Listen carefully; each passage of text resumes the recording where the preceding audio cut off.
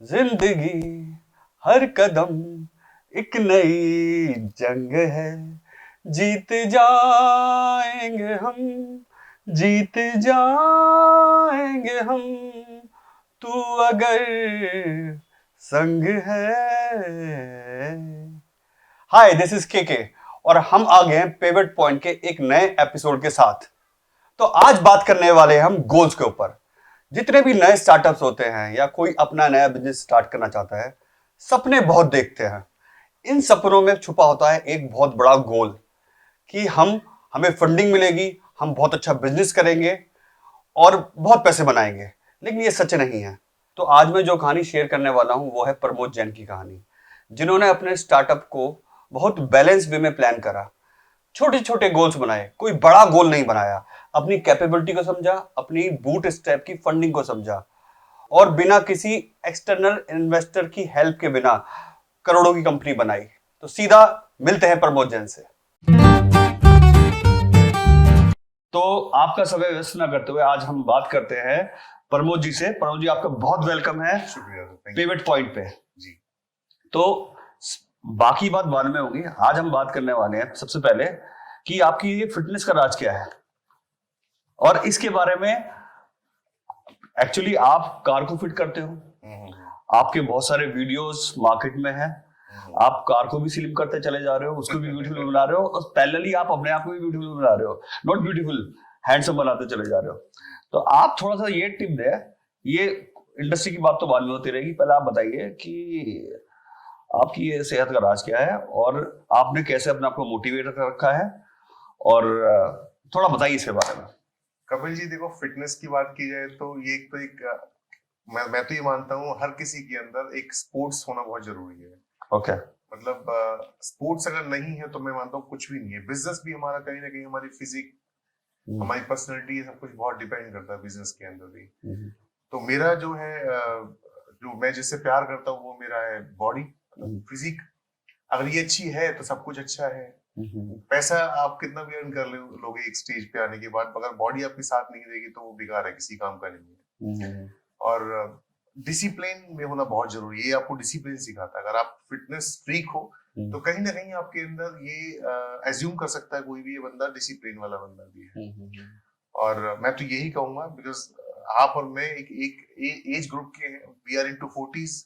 तो इस एज में आने के बाद तो हमें बहुत ज्यादा ध्यान रखना पड़ता है इन चीजों का। और मैं आज की डेट में जो बिजनेस रन करता हूँ, लॉट ऑफ स्ट्रेस हमारे पास होता है। तो कहीं ना कहीं मेरे लिए स्ट्रेस बूस्टर है ये। मैं अगर कुछ भी करता हूँ, रनिंग करता हूँ या फिर जिम में जाके 1.5 से 2 घंटे वर्कआउट करता हूँ, तो मेरा मतलब माइंड फ्रेश हो जाता है वहां जाके। जितना अच्छा।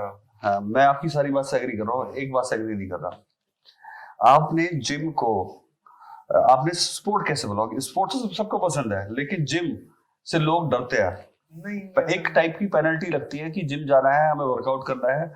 मतलब मैं तो ऐसे ही समझता हूँ। ऐसे बहुत सारे लोग होंगे कि वो जिम जाने की सोचते हैं बट जा नहीं पाते हैं। वो उसको या तो स्पोर्ट नहीं ले रहा है। मैं बताता हूँ कपिल जी आपको, हम कोई भी लाइफ में कोई भी काम करते हैं, अगर हमें 50% नॉलेज है, जब हम आसपास ग्रुप में, जब अपने पीयर ग्रुप में बात करते हैं तो थोड़ा बंदा डर जाता है। उनको ये समझ में आता है कि अगर जिम जा रहा है बंदा तो वो बॉडी बनाने जा रहा है। ऐसा नहीं है, क्योंकि जिम में वही बंदे जाते हैं जिनकी बॉडी बनती है, ऐसा बिल्कुल नहीं है भाई। आप एक फिटनेस के लिए भी जा सकते हो। आप बहुत सारी चीजें होती है वहां पर, कार्डियो भी होता है, वेट ट्रेनिंग भी होती है और बहुत सारी और भी एक्टिविटीज होती है। तो मेरे तो यही है, जितने भी मेरे इस वीडियो को देख रहे हैं, जो हमारे पिवट पॉइंट पे आप आके हमें देख रहे हैं, तो बिजनेस तो चलो ठीक है। हमारा ये जो टॉपिक होने वाला है अभी ऑटोमोबाइल इंडस्ट्री का, वो जरूरी है, उसको देखें। बट ये जो चीजें पूछी कपिल भाई ने, बिल्कुल सही बात है। हाँ, फिटनेस के बाद वो बहुत आपको ध्यान देने वाली चीजें हैं।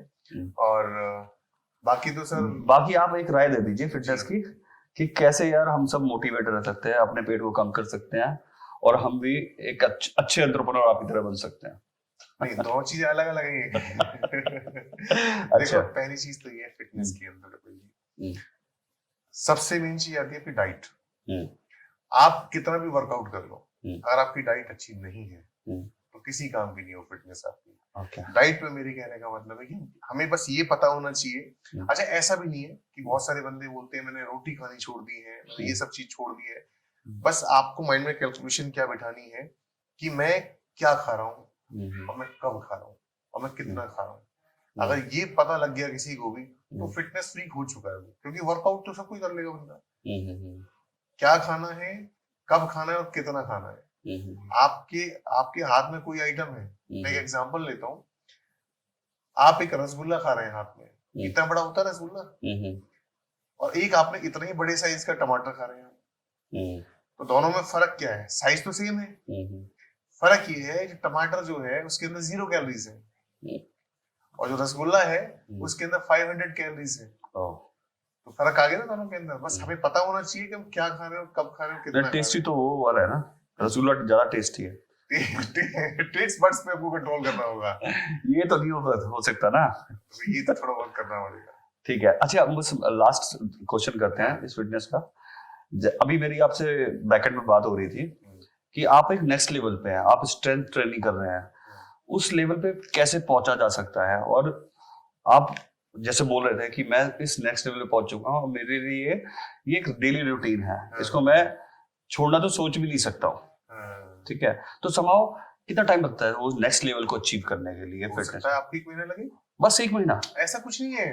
देखो, जब मैं इनिशियल स्टेज में था, जब हम जाया करते थे स्टार्टिंग में, तो हमें ऐसा लगता था सामने वाले को, मैं चलो ठीक है अभी जिम जाना स्टार्ट किया, ये 10-12 साल पहले की बात है, तो अभी स्टार्टिंग में मैं ऐसे ही कर लूंगा यार, मुझे ज्यादा वो करना नहीं है। जब आप इसमें जाते हो धीरे धीरे आपको इंटरेस्ट डेवलप होता है, आपको रिस्पॉन्स दिखाई देता है आपकी बॉडी के अंदर, तो फिर आपको ये अचीव हो जाता है। और ऐसे भी बंदे देखे हैं जो 20-20 साल से एक्सरसाइज कर रहे हैं, बट उनको वो आज भी वैसे ही जैसे 20 साल पहले थे। तो ये एक अपने इंटरेस्ट की बात होती है।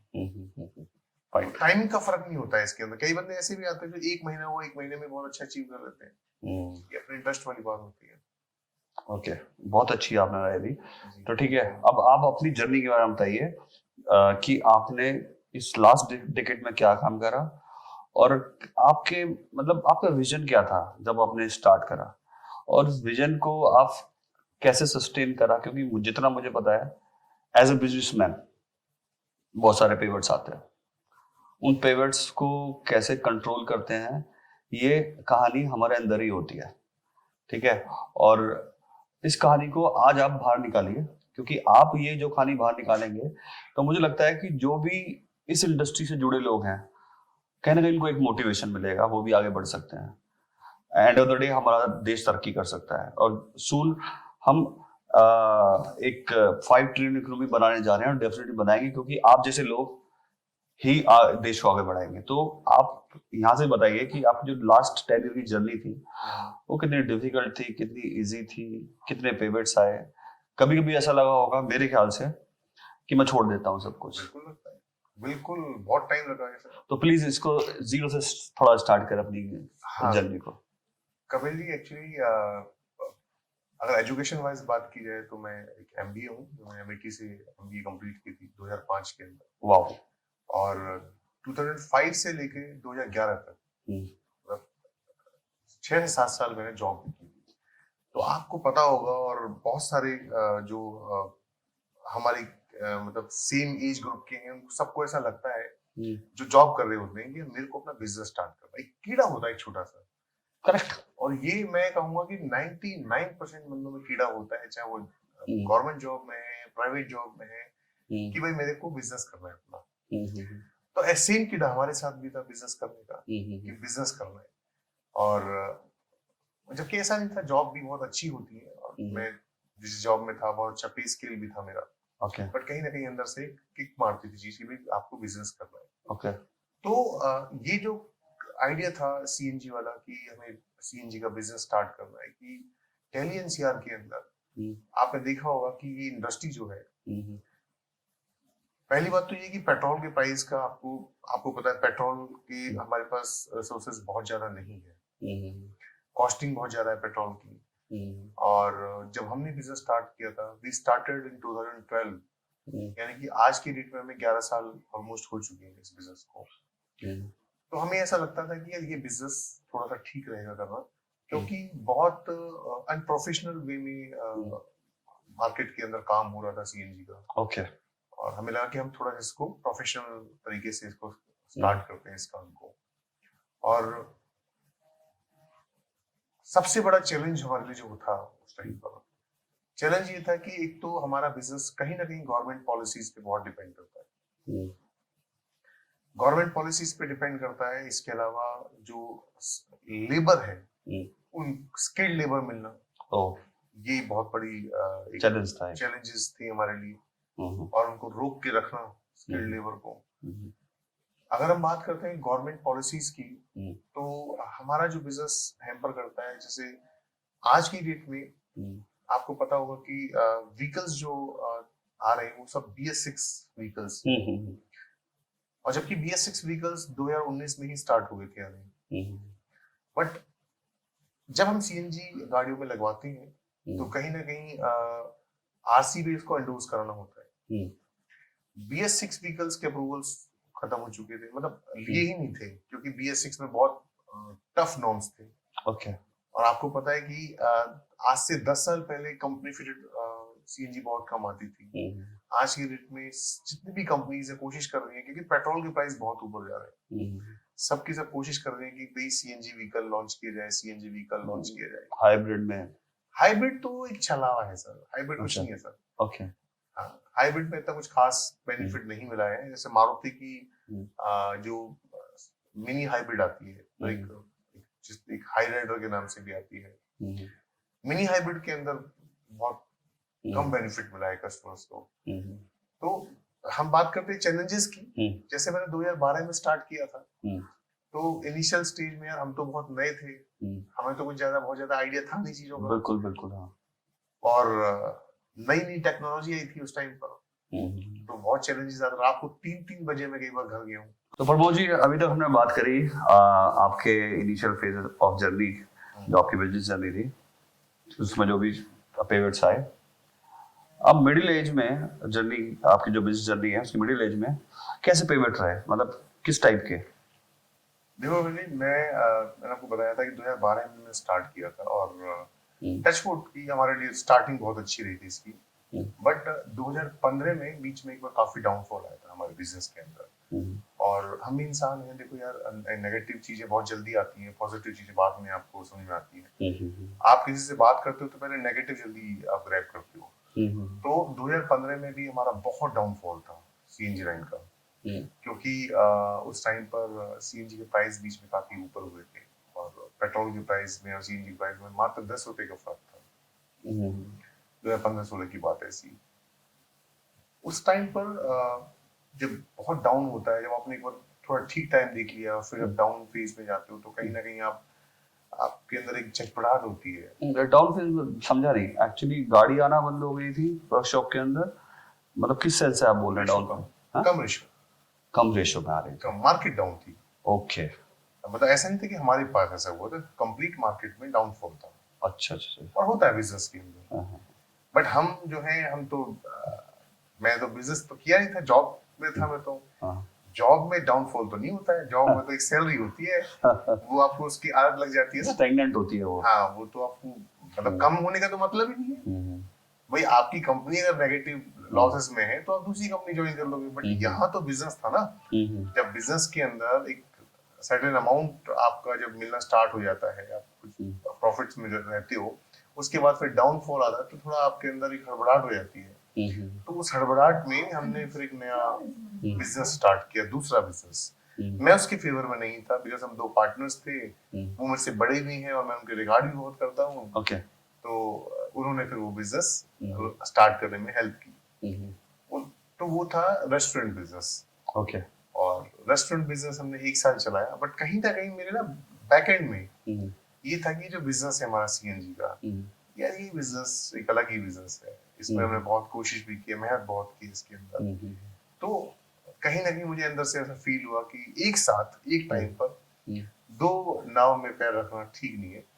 तो हम, मेरे जो पार्टनर थे, उन्होंने बहुत सपोर्ट किया उस टाइम पर मेरा, क्योंकि मेरे से सीनियर थे वो। तो उन्होंने फिर टफ डिसीजन लेते हुए जो रेस्टोरेंट वाला बिजनेस था उसको वाइंड अप किया, और वो वापस जॉब में चले गए थे, और फिर मैंने फिर CNG का बिजनेस दोबारा संभाला था। आप एक स्टेटमेंट बताइए कि सक्सेस क्या है, मीन्स सबसे इम्पोर्टेंट एक सक्सेस को पाने के लिए वो क्या कौन सी की है जो आपको फील टच करती है कि दिस इज माय सक्सेस की? देखो मेरे को तो मेरे अंदर जो लगा, मेरे कस्टमर्स तो मुझे ऐसा बोलते हैं, मेरे अंदर तो बस ऑनेस्टी का मुझे लगा। ऑनेस्टी, बिजनेस को लेकर ऑनेस्टी, कि आपने किसी के साथ आप बिजनेस रन कर रहे हो, कहीं ना कहीं कपिल जी मेरा जो बिजनेस है वो रिटेल बिजनेस में आता है। ठीक है, चाहे मेरा फेस सामने जाए या मेरी टीम का फेस सामने जाए, अगर मेरे पास कोई कस्टमर आया है और हमने ऑनेस्टी के साथ काम किया है, ऑनेस्टी मतलब ये कि जेन्युइन उसकी गाड़ी में काम हुआ है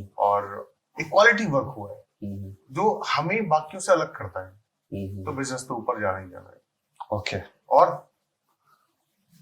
मैं कोई प्रोडक्ट सेल नहीं कर रहा हूँ कपिल जी, प्रोडक्ट कम सर्विस इंडस्ट्री हमारी। ओके। यहाँ पर बात होती है कि आज की डेट में ये मेरे पास एक फोन है सर, और ये फोन हर जगह अवेलेबल है, किसी भी शॉप के पास फोन अवेलेबल है, बट यहाँ पर सर्विस जहाँ ऐड हो गई ना, तो फिर वहां पर वेरी करता है, कस्टमर का माइंड डाइवर्ट होता है कि यार इसके पास जो है स्टाफ काफी अच्छा है, मेरे को पोस्टल सर्विस यहाँ ज्यादा अच्छी मिलने वाली है। ओके। किसी भी आप गाड़ी खरीदते हैं, आपने गाड़ी शोरूम से गाड़ी ली है, सर्विस कराने आप जाते हो, तो आप डिसाइड करते हो कि मेरे को किस सर्विस स्टेशन पे जाना है, क्योंकि आपको सर्विस बहुत मैटर करती है। ओके। पोस्टल सर्विस का ही सारा गेम है आज की डेट में कपिल जी। टचवुड मैं बोलना नहीं चाहूंगा कि एक कस्टमर सेटिस्फेक्शन नाम की जो चीज होती है ना, वही आपके बिजनेस को ऊपर लेके जाती है। ग्रेट। तो मैं आपको जैसे बता रहा था, मैं एक एग्जांपल देता हूँ सेटिस्फेक्शन का, कस्टमर सेटिस्फेक्शन का, कि मेरी कोशिश ये रहती है कि मैं कस्टमर मेरे यहाँ से नाराज ना जाए। अभी होंडा सिटी आई हुई थी हमारे पास, जब कोई भी बंदा गाड़ी लेके आता है ना, तो हर कोई बंदा अपनी गाड़ी से प्यार करता है। करेक्ट। कोई थोड़ा ज्यादा करता है, थोड़ी कम करता है। और उस गाड़ी में सीवीटी गाड़ी थी वो, मतलब कि ऑटोमेटिक गाड़ी थी।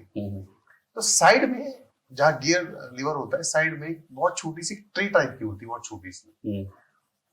उस गाड़ी में वो ट्रे नहीं थी, बहुत इतनी बड़ी ट्रे होती है वो, एंगल टाइप का ऐसा होता है। तो मैं उस दिन वर्कशॉप में अवेलेबल नहीं था। कस्टमर जब पूरी फिटिंग हो चुकी है, तो कस्टमर वहां पर बोलता है मेरी ट्रे नहीं है उसके अंदर, गाड़ी के अंदर। ओके। छोटी सी ट्रे थी इतनी बड़ी। तो ये कस्टमर को पता था या नहीं पता था ये चीज? कई बार क्या होता है Kapil ji, fake customer fake भी बोल सकते हैं ना कि ये पहले। फेक नहीं बोलते कस्टमर, मैं आपको बताता हूँ। मेरे किसी पास भी कस्टमर कभी फेक नहीं बोलता है, फेक वाला कस्टमर का फेस अलग होता है। ओके। फेक नहीं बोलते हैं कस्टमर, मैं ये नहीं बोलूंगा फेक बोला हुआ, झूठ बोला हुआ उन्होंने। कई बार क्या होता है कि माइंड में नहीं होती है चीजें, जब उस काम को हम कराते हैं तो हमें ऐसा लगता है कि शायद ये चीज हट गई है। उससे पहले वो आपके पास कितना भी आपके आंखों के सामने हो, इस सामने आपके एक कैमरा रखा हुआ है, इस कैमरे में छोटी सी स्टैंड ही है।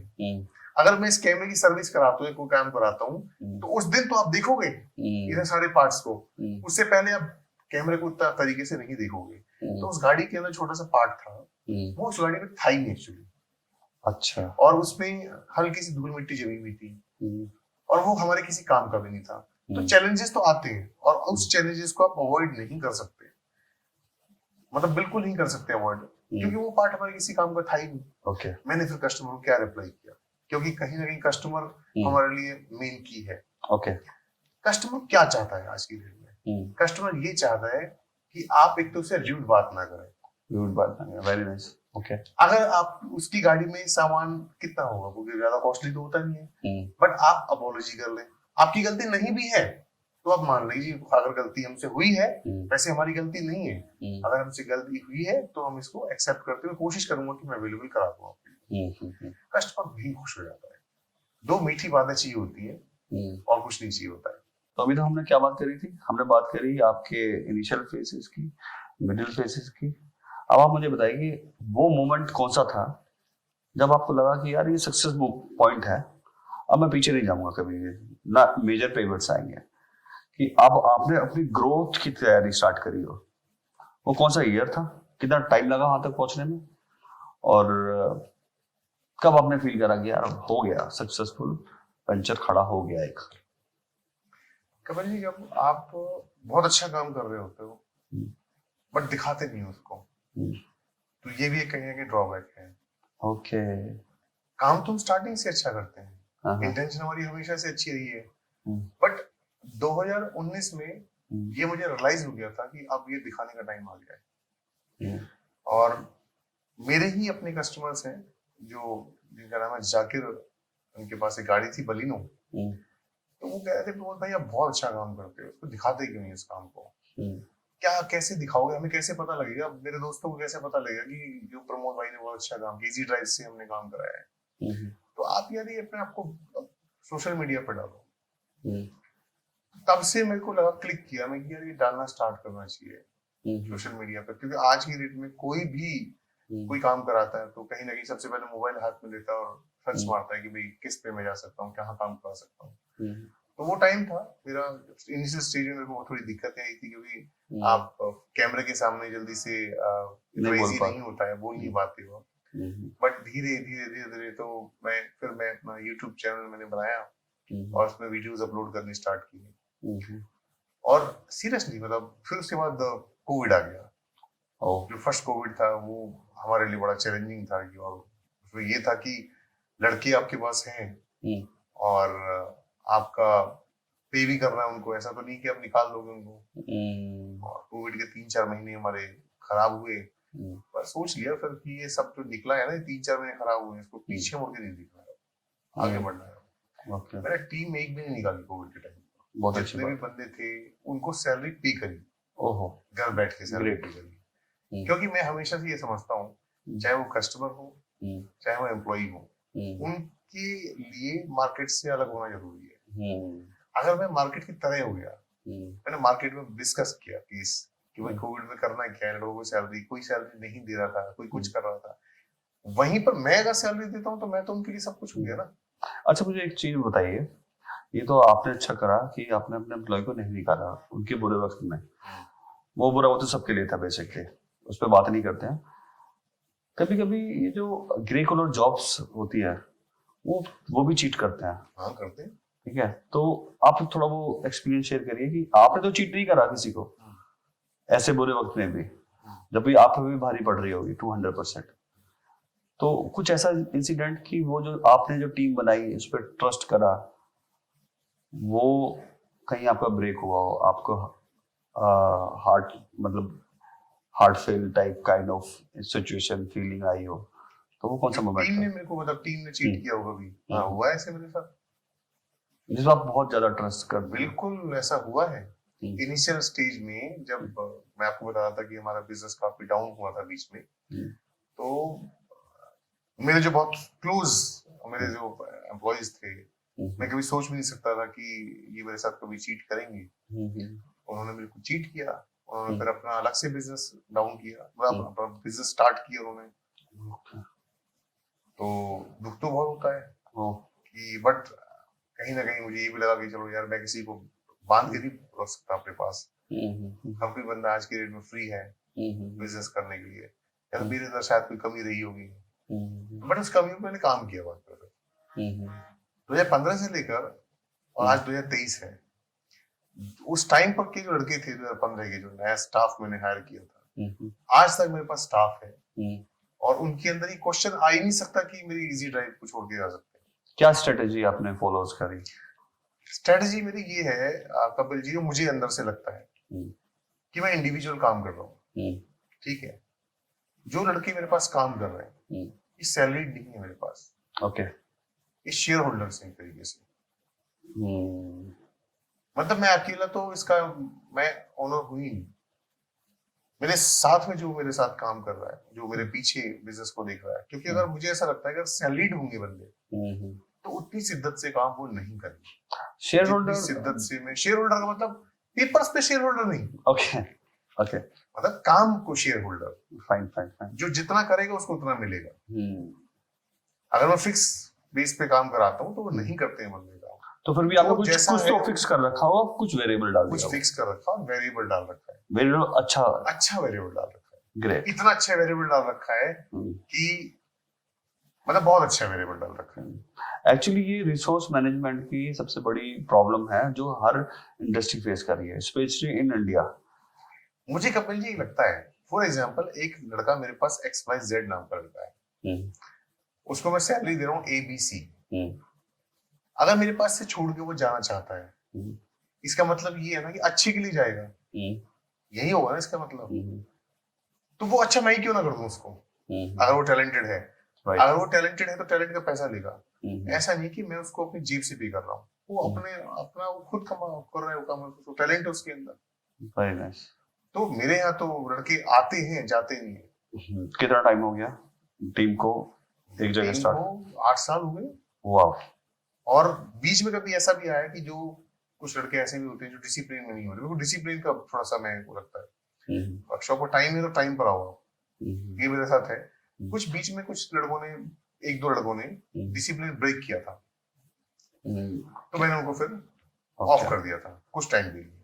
मैं क्या, आप अभी फिलहाल सस्पेंडेड हो, जैसे होता नहीं, सस्पेंड नौकरी से निकाले नहीं आते, सस्पेंडेड हो जाते हो। सस्पेंडेड हो जाते हैं। 3-4 महीने वो बाहर रहे और उनको ऐसा रियलाइज हुआ कि यार वहां पर हम ज्यादा ठीक थे, कहीं और गए तो उनको कुछ लगा नहीं। तो ये तो लेसन देना बहुत जरूरी था, और लेसन देना जरूरी है। Very nice. वापस वो आए हैं, उन्होंने मेरे को बोला है कि आपके सिवा कहीं और जाने का मन ही नहीं करता है।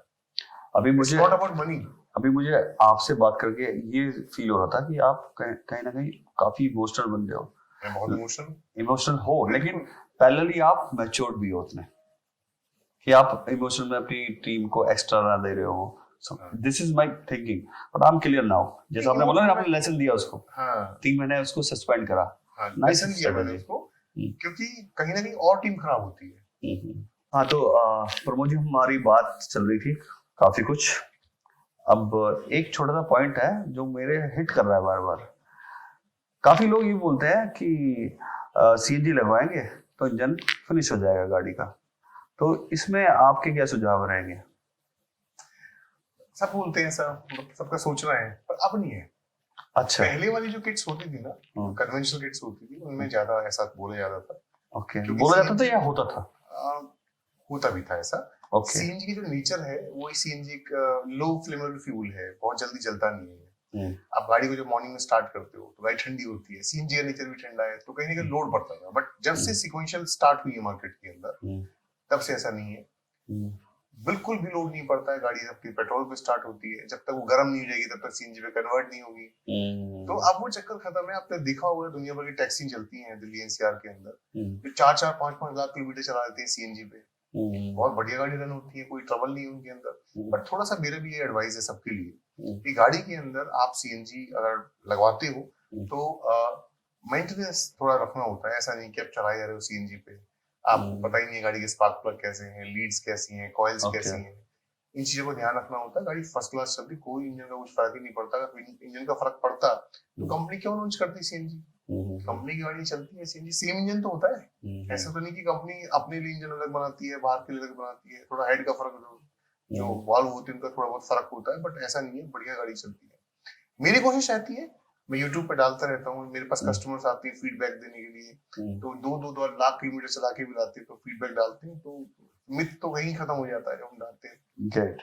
तो ये एक मिथ ही है? मिथ है, ऐसा कुछ नहीं है। सो बेसिकली जो BS6 है, अब वो लेटेस्ट आया है मार्केट में, वो फेज वाइज में आएगा। तो फेज वाइज में आने का मतलब ये है कपिल जी कि अभी जो अप्रूवल्स आए हैं वो फेज 1 के आए हैं। BS6 2020 में स्टार्ट हो गया था। 2023 मार्च तक की जो गाड़ियां हैं वो फेज 1 में आती हैं। उनके में अप्रूवल आ चुका है, बस सबके अंदर अप्रूवल नहीं आया है। मारुति, हुंडई, होंडा, टाटा, इनके अप्रूवल आए हैं 1200 सीसी के, और एक अलग से ब्रेजा के अप्रूवल आए हैं जो कि 1500 सीसी गाड़ी है। कस्टमर बहुत खुश हैं जिनके पास ये गाड़ियां हैं।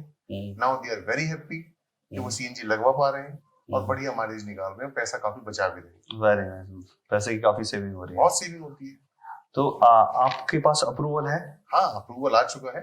और एक और बात यहाँ मैं ऐड करना चाहूंगा कि जो कंपनीज अप्रूवल ले रही हैं वो बहुत पॉजिटिव वे में अप्रूवल ले रही हैं। फेज 2 का भी अप्रूवल लेने के लिए तैयारी हो चुकी है। अगले महीने फेज 2 के भी अप्रूवल आएंगे। और जो और कंपनीज हैं जो इनके अलावा मैंने आपको बताया है, आपकी किया, हुंडई की और बाकी गाड़ियां हैं, लग्जरी गाड़ियां हैं, जैसे प्रीमियम क्लास गाड़ियों में वर्ना, क्रेटा, सबके अप्रूवल है। तो इसका जो अप्रूवल है टफ है या इजी है? टफ है, बहुत टफ होता है। सो एक जो छोटा गैराज है वो अप्रूवल नहीं ले सकता है? मतलब देखो, छोटे और बड़े से कुछ नहीं होता है, पर आपकी इंटेंशन अच्छी होनी चाहिए अप्रूवल लेने की। ओके। आपके पास सारे वेल इक्विप्ड होने, मतलब इक्विपमेंट सारे होने चाहिए आपके पास। तो वो भी है। बाकी कंपनीज अप्रूवल लेती हैं, जो मैन्युफैक्चरर हैं, इंपोर्टर हैं, वो अप्रूवल लेते हैं किट्स का। और जो रेट्रोफिटर हैं वो अप्रूवल लेते हैं लगाने का। तो दोनों के अप्रूवल अलग है। लगाने का तो अप्रूवल मिल जाता है, बट जो मैन्युफैक्चरर्स हैं उनके लिए बड़ा मुश्किल होता है अप्रूवल लेना। प्रभु जी, आप जितने भी इस फील्ड में लोग काम कर रहे हैं, उनसे अपने आप को कैसे अलग मानते हैं? इजी ड्राइव को अपने आप कैसे अलग मानते हैं? डिफरेंट बहुत छोटा सा एग्जांपल देता हूँ। किसी भी बिजनेस के अंदर जब आप काम करते हो, फॉर एग्जांपल आपके पास कोई गाड़ी है और आपको गाड़ी सेल करनी है, ठीक है, तो आपके माइंड में क्वेश्चन आते हैं कि लोकल डीलर बैठा हुआ है जिसका जो बहुत ज्यादा अपने आप को अपडेटेड नहीं है, उसको आप गाड़ी सेल करते हो, तो एक आपके माइंड में हमेशा टेंशन रहेगी, यदि बंदा मेरी गाड़ी ट्रांसफर करा पाएगा नहीं करा पाएगा। कहीं ना कहीं आपके पास दुनिया भर की टेंशन है, और वो भी एक टेंशन रहेगी वो ट्रांसफर हो पाएगी या नहीं पाएगी। या फिर आप गाड़ी लेके जाते हो बड़े ब्रांड्स के पास जो एक मार्केट में ट्रस्ट बना चुका है, कार24, स्पीनी, तो आप टेंशन फ्री हो गए कि मेरी गाड़ी आराम से ट्रांसफर हो जाएगी वहां पर। जब सीएनजी की बात की जाती है, तो आज इजी ड्राइव का नाम इतना पॉपुलर है, इतना ट्रस्ट बन चुका है कि कस्टमर आता है यहाँ पर और आंख बंद करके सीएनजी लगवाता है। उसको पता होता है कि भाई आपने उस चीज का पे किया है और आपको वहां पर एंड टू एंड काम होगा पेपर्स का, मतलब कोई टेंशन वाला काम नहीं है। प्रॉपर टीम बैठी हुई है पेपर्स का काम संभालने के लिए। तो ये छोटी छोटी चीजें हैं जो हमें बाकियों से अलग बनाती है। Very nice. Now easy drive का ऐसे 3 कौन से पिलर हैं जो आप मानते हो ये सक्सेस है आपकी? देखो, हम कितना भी अच्छा काम कर ले मार्केट के अंदर, हम बहुत अच्छा भी काम करें, और बट जब तक मेरे जो 3 पॉइंट्स हैं वो पूरे नहीं होते, तो मेरे को लगता है मेरा काम बेकार है। पहला पॉइंट है कस्टमर सेटिस्फेक्शन, और दूसरा पॉइंट भी कस्टमर सेटिस्फेक्शन, और तीसरा भी कस्टमर सेटिस्फेक्शन क्योंकि यही एक बिजनेस को ऊपर उठाता है, और मेरे को लगता नहीं इसके अलावा कुछ और होता होगा। तो आज हमने बात करी प्रमोद जी से, जो इजी ड्राइव के फाउंडर हैं, और बहुत सारी उन्होंने भी इनसाइट शेयर करी, अपनी सक्सेस स्टोरी शेयर करी, और उनके विजन को भी हमने समझा। काफी एंटरप्रेन्योर को इंस्पायर कर रहे हैं, और हम विश करते हैं कि ऐसे ही अच्छा काम करते रहें और आगे बढ़ते रहें।